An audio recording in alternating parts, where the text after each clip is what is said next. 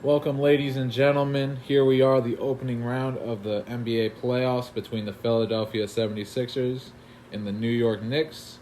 This video is going to be highlighting some key matchups, some potential game plans that both teams might use, as well as giving my predictions for this upcoming series. So let's get right into it. So taking a look into the injury report for both teams here, D'Anthony Melton appears to be the only injury on either side that has officially ruled him out for game number 1. You're going to miss his quick trigger shooting as well as his perimeter defense if you are the Sixers. Certainly are going to look to get him back in a potential game 2, or even in games 3 and 4 when you return back to Philadelphia. Julius Randle will be out for the Knicks with that season-ending shoulder surgery. And hopefully we get to see the best Joel Embiid that he could potentially be in this series. He's obviously has tweaked his knee. He does not look 100%, but if you could get him ramped up in terms of conditioning and to a tolerable point with that knee and get the best Joel Embiid that you can see for the Sixers, this is really going to be a dogfight. So we'll see how the physicality affects him and see how spry he's moving.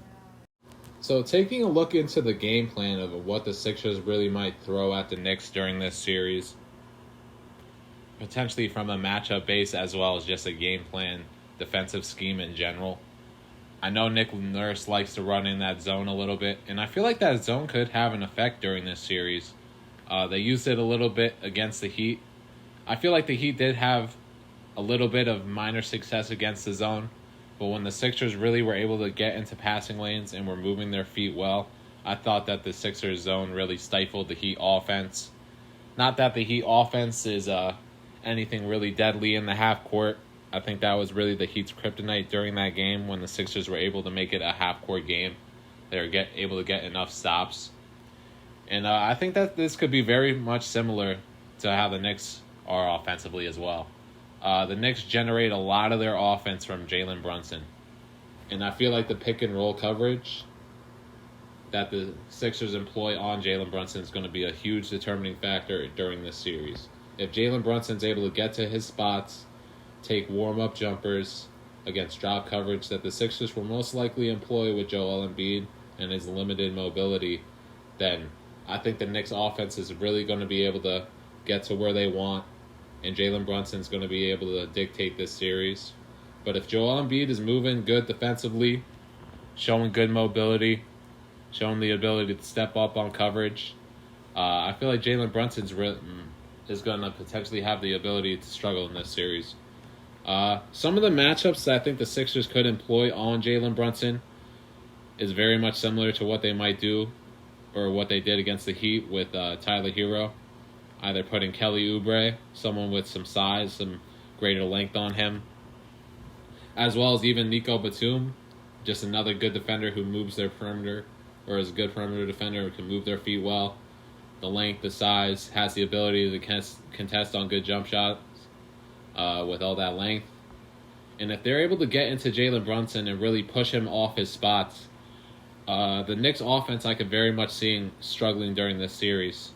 If they take away Jalen Brunson, then the Sixers defense is really going to make the Knicks work offensively. And I feel like that's not necessarily the Knicks' greatest strength without Julius Randle, and especially if Jalen Brunson is struggling.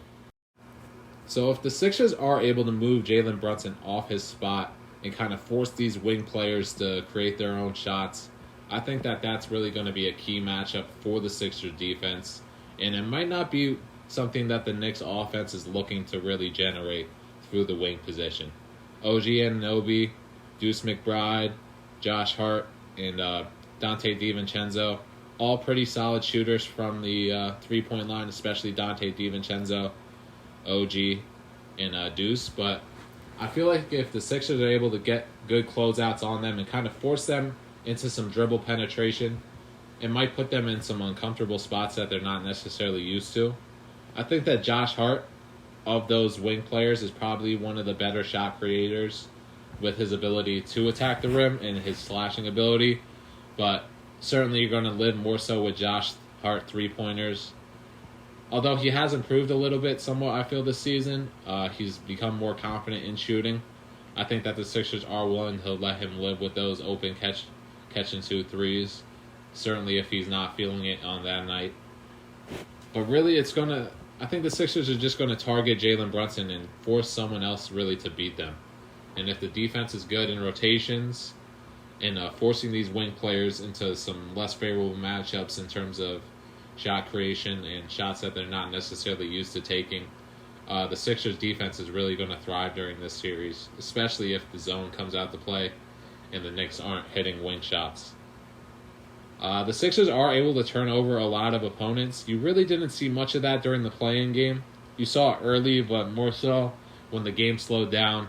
It was more so just matchup-based, kind of not turning the teams over, but more so getting just favorable matchups in which they can get defensive stops. But the Sixers have been able to turn teams over a lot this season, and that's through aggressive defense. You're missing one of your better perimeter defenders in DeAnthony Melton, who causes a lot of those steals, but the size of Kelly Oubre, Nico Batum, Tobias Harris, and even Tyrese Maxey with pretty quick hands, and Kyle Lowry just being short and compact, certainly going to have the ability to turn the Knicks over, especially if the Knicks are getting forced into areas that they might not necessarily look to for offense. It could certainly be a huge factor into the Sixers winning this potential series.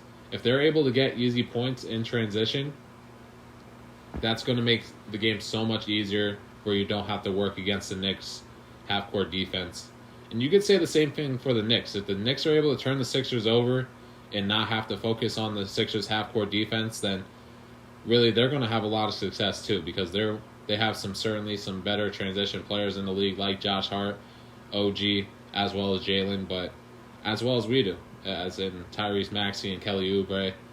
Really both teams are able to run, turn you over, so I feel like turnover differential in this series is going to play a huge factor, and whoever's able to keep the ball more and get more of the shots that they want is really going to be a determining factor into this winning this series. You could obviously say that for like kind of all series, but especially in defensive battles, whoever gets the easier looks really I feel is able to come out on top in these defensive series. So taking a look into what the Sixers might target offensively, with the Knicks running a majority of their man defense, you're not going to see a lot of zone from the Knicks. However, if Tom Thibodeau was paying any attention to that playing game, the Knicks might actually look into running more zone than they usually do. They have a lot of very good wing defenders with Dante DiVincenzo, obviously OG Anunoby, top 5 perimeter defender in this league. Josh Hart, a very good perimeter defender. All of them have pretty good size and length. So they can certainly emulate what Miami does in their zone. However, probably not to the same success. Eric Spoelstra, probably just one of the best defensive coaches in terms of running a zone. Really just going to throw that kind of junkyard defense at you. But the Knicks probably actually have some better quality perimeter defenders on their team than the Heat. However, they're not going to be running a zone really to kind of cover up some of the poor perimeter defenders they have, like the Heat. But the Knicks are going to be able to play you man for man, and they're a really tough defensive unit to beat. A lot of good perimeter defenders. Their post defense, pretty solid. Isaiah Hartenstein, solid post defender. Say the same thing about Precious Achiuwa, pretty solid shot blocker. Obviously, Mitchell Robinson back there, one of the better defensive rebounders in the league, as well as shot blockers. Knicks have a very good overall defense, and it's going to be tough to score consistently upon. A highlighted matchup has to be Tyrese Maxey versus OG Anunoby or Josh Hart. More so, I see OG Anunoby probably taking the matchup against Tyrese Maxey. He had pretty solid success against OG Anunoby during the regular season, or that being OG over Tyrese Maxey. Kind of forced Maxey into some uncomfortable spots with that length and his ability to move his feet. But a lot of that was without Joel Embiid. That one game sample size with Joel Embiid on the court, the Knicks actually really blew out the Sixers in that game. I don't know how much you want to take away from that one game, as well as the play, just the regular season series. Not much of a sample size really to look into, but the Knicks certainly match up well against the Sixers defensively. They have just a really good ton of defenders on their team. Some of my favorable matchups is going to be Joel Embiid versus these Knicks post defenders. However, I'm sure Tom Thibodeau is going to do everything in his power to not let Joel Embiid get the size matchup down low that he's going to have on all three of their low post defenders. He's going to try and take the ball out of Joel's hands. I can see a lot of double teams, triple teams coming in the half court. So we're going to look for Joel Embiid really to catch the ball in movement. I know obviously that dribble handoff, I think a highlighted sequence that the Sixers are going to be running a lot this series is a highlighted sequence between Tyrese Maxey and Joel Embiid, where they'll do a drop-off pass at the top of the key to get Joel in space. Kind of difficult to double off of that. And even if you do double off that, you're going to kick it back to a Tyrese 3, move the ball from there, see what happens. But also, that kind of creates a lot of cross mismatches where you'll get Joel Embiid on a smaller defender where he's able to kind of back him down a little bit to the high post, kind of facilitate from there, run the offense from there, where he can be that hub, kind of center hub. And that once again, that will put Tyrese Maxey on the big, and that's a mismatch every day. Tyrese Maxey is just too quick for pretty much every big in the league. And that's a favorable matchup. So if the Sixers are able to get a lot of cross matchups where they can get mismatchups with their two best players, with that being Joel Embiid and Tyrese Maxey, I certainly see that being their offense. Certainly see a lot of high-low sequences where Nico Batum catches the ball, free throw line, quick Joel and duck in, down low, try and get some easy offense generated from there. But as a Sixers fan, you kind of have to be a little concerned with Joel Embiid's need. Is he going to be able to hold up, be that same offensive force that he was during the regular season, especially against a physical Knicks defense? I'm sure he's going to be getting tackled every single time he catches the ball down low. Very punishing basketball. And if the play-in was any sign, they're certainly going to let them play in this series. I feel it's going to be a physical series. And Joel really is going to have to try and match that energy. He might be hampered, but I can tell you right now the Knicks bigs are not going to care. That New York crowd is not going to care. He has to match that energy and play just as physical as them. And if he's able to do that and match that physicality as well as kind of have his rhythm back, he might struggle a little bit early on in the series, still finding that rhythm, still getting in conditioning. I certainly see him playing a little better later on in the series. But if Joel Embiid is able to get off to a hot start and the Sixers are able to kind of steal one of these first two games at the Garden, that's a very favorable sign for the Sixers in taking this series, especially if Joel's looking good. But hopefully you can get enough from Tyrese or Joel in one of these first two games to steal a game on the road and take home court advantage back to Philadelphia. Certainly, if the Sixers are able to get open threes, which I feel like they will off some of these Joel double teams, they have to take advantage of it. Nico Batum, you saw in the playing game, really took advantage of open shots. Like to see a lot of relocations. Nico Batum, one of the better players at that. Obviously, Buddy Hield coming off the bench, a master of relocating threes. Tobias Harris is going to have to shoot the ball well this series, I feel. I'll get into that matchup a little later. But same with Kyle Lowry. If the Sixers really have to hit their open threes when available, I don't think that they're going to get a ton of open threes because of the Knicks defense being very good. But when they do generate them, they have to hit. And when the Sixers are able to get out and run, they have to get easy points in this series. So to me, the biggest X factors in this series is really going to go to Tobias Harris as well as Kelly Oubre. More so Tobias Harris.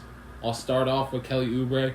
I feel like Kelly's going to get more so most of his looks in the flow of the offense like he has done a lot this season through timely cuts off Joel post-ups and double teams, as well as the occasional catch-and-shoot three and the transition baskets that he's able to score off defenders or off the defense of the Sixers.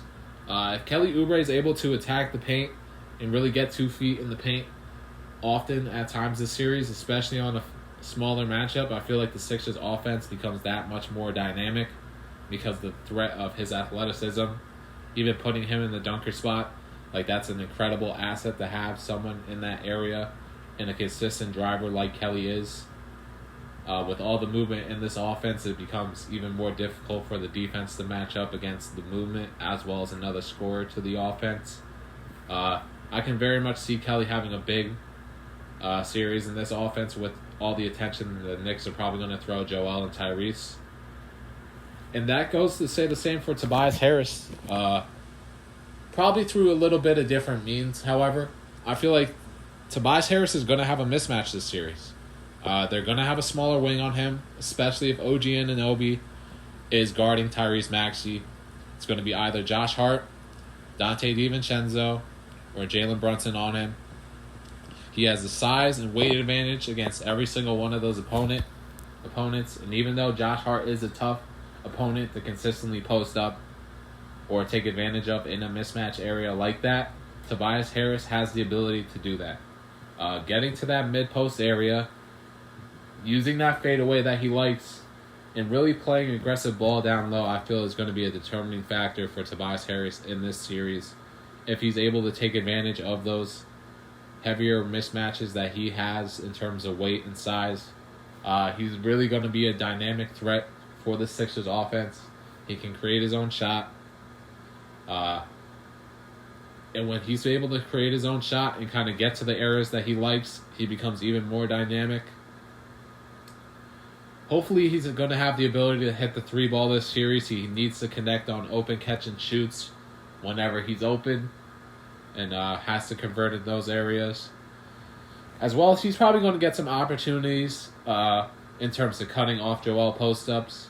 As well as you might even see some high-lows between him and Joel, especially if he has a size mismatch up. I know they like to put Joel at the top of the key and probably isolate Tobias down low. If he's on if Jalen Brunson or Dante DiVincenzo is on him, I can see this being kind of a consistent play that the Sixers kind of open the game with. Especially if Tobias is able to assert himself down low. And yeah, I really see Tobias Harris, if he's able to average around 15 to 20 points in this series on efficient shooting, hell, even like 12 to 15 on efficient shooting, it makes this offense even more dynamic. And I really feel like Tobias Harris, if he's able to take advantage of these mismatches, it's going to really improve the Sixers' chances of winning this series. My prediction for this series is I have the Sixers beating the New York Knicks in 6 games. I just think the Sixers have more offensive firepower than the New York Knicks, and I feel like they're going to be able to generate easier buckets than the Knicks. However, I will say I think that every single one of these games are going to be close. I think they might be low scoring. I can see several of these games finishing in the low 90s, high 80s. And I think that this is really going to be a kind of a dogfight type of series. And this certainly isn't no gimme series to the Sixers. I can very well see them losing this series. The Knicks are a very good team, well coached, have a lot of depth, very good talent on their team.